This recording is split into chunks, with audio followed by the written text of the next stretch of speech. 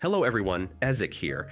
Every month, the Fed takes 20% of your paycheck. You are told that paying taxes is necessary. You are told it pays for the roads, the schools, and the military. But then the government prints $3 trillion in a single month for a bailout. What gives? Why do they bother taking our money if they can do that?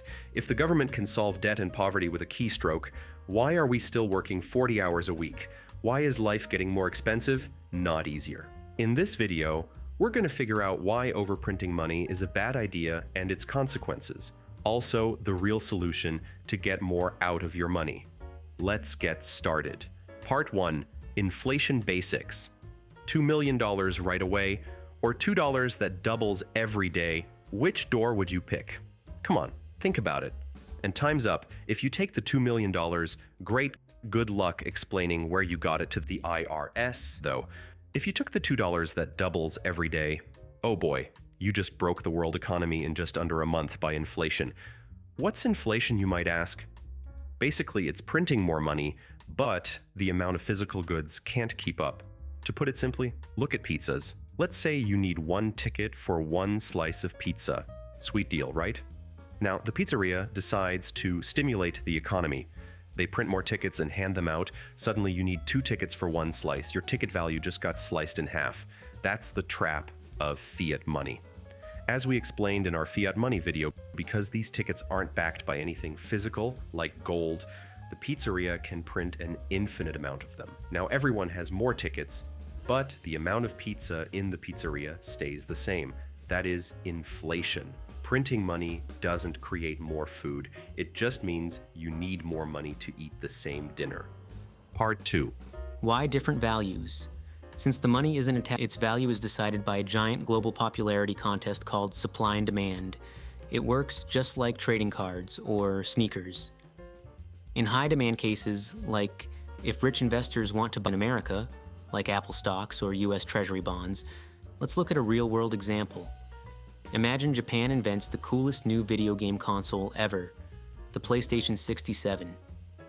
Every kid in America wants one. The Japanese game companies can't pay their workers in Tokyo with US dollars. They needed yen. So, every time you buy that console in New York, the bank Let's look at the pizza problem. Imagine a cafeteria with 10 slices and 10 kids each holding $1, making each slice cost $1. Suddenly, a money fairy dumps cash on the line, giving everyone $20. Richie thinks he's rich, but there is a catch. The fairy brought more paper, not more pepperoni.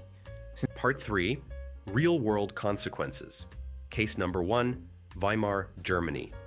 After World War I, Germany printed money to pay war debts. In January 1923, a loaf of bread cost 250 marks.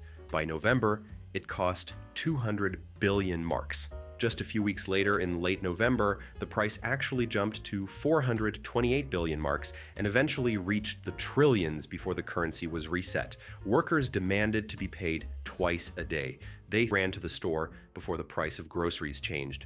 The workers, after working, would go to a bar and order 2 beers at once. Why?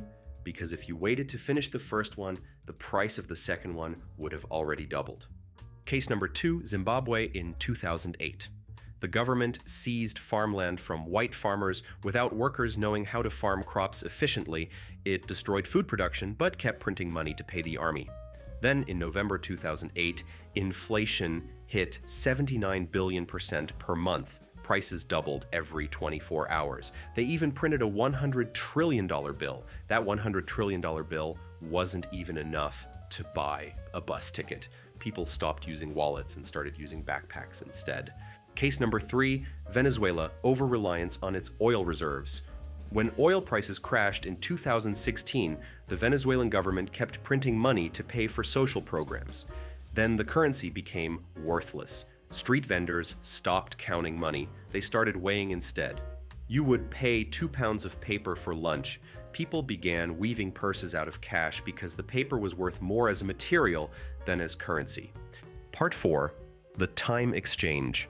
So, what does money printing actually do? You have to understand that money is not just paper. Money is stored time. You trade the limited hours of your life. Hours away from your kids, away from your hobbies, to earn dollars which you store in a bank account like a battery holding your life energy. When the government prints $3 trillion, they are diluting the liquid in that battery. If inflation hits 10%, they effectively deleted 10% of the hours you worked last year. You are running on a treadmill where the government keeps increasing the speed just so you can stay in the exact same place. That is why you feel poor, even when you get a raise. Part 5, the exception. So if printing money causes disasters, why do smart people still do it? Because sometimes it's the way to save the economy. Imagine the pizza shop again, but this time, nobody is buying pizza. People are scared of the future, so they hoard their tickets. The pizza shop sells nothing. The owner fires the chef. The chef has no money, so he stops buying shoes. The shoe store fires the clerk. This is a deflationary spiral. The economy freezes. In this specific moment, printing money is valid. It acts like adrenaline. If a patient's heart stops like the Great Depression or a 2008 crisis, you inject adrenaline by printing money. It forces people to spend, hires the chef back, and kick-starts the heart of the economy. But as adrenaline saves a dying economy. But if you inject adrenaline into a healthy person every single day, they get a heart attack. So why don't governments print money to pay off foreign debts? Because of the foreign exchange. Other nations don't want your tickets, they want the pizza. If we print $1 trillion to pay off China, a few things will happen, such as the supply of dollars floods the global market, causing the value of the dollar crashes against the yuan, and then the exchange rate collapses. The countries that pegged their money to you would also lose their values too, since they trusted and borrowed your strong money reputation. If you owe China $1 trillion and you devalue your currency by 50%, you now effectively need twice as many dollars to buy the same amount of Chinese goods. You destroy your international credit rating, and next time, nobody lends it to you. So why doesn't the world use one unified currency?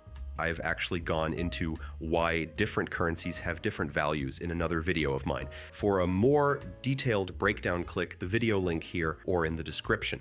The only way to make money more valuable is to make investments in education, technology, infrastructure, and stable government with good policies to help businesses grow, which will make a high demand and high spending economy. Investing in education and infrastructure leads to good governments that make good policies, and it attract foreign or high-quality factories with high output, which need high-quality workers, which get paid more, which makes businesses compete for high-paying customers with better products. In the end, everybody wins. But here's the problem. Building factories and schools takes 20 years, yet printing money takes just 20 seconds. Politicians are addicted to the speed of the printer. They aren't going to stop. You have to save yourself by moving your melting cash into hard assets like real estate, art, or crypto. Here's the catch. The moment you try to move wealth to safety, the feds flags you. They built walls to keep your capital trapped inside the inflation zone, and to escape, you will need to understand the mechanics of money laundering, which is the topic of a future video. If you want me to make more videos explaining this topic, please like and subscribe. Thanks for watching until the end.